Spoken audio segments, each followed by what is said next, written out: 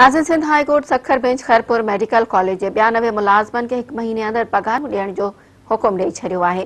उन हवाले सां वधीक अपडेट करे रहियो आहे मेरा टीवी जो रिपोर्टर इनायत भट्टी। इनायत, छा तफ़सील आहिनि?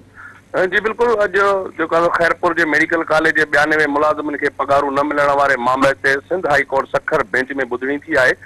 ॿुधणी दौरान अदालत सेक्रेटरी सेहत खाते के अमलदारन के लेटर जारी कंदे चयो आहे त मुलाजमन के 1 महीने के अंदर अंदर पगारूं ॾिनियूं वञनि। जंहिंजे 1 महीने अंदर पगारूं न ॾिनियूं वयूं त सेक्रेटरी सेहत खिलाफ कार्रवाई कई वेंदी।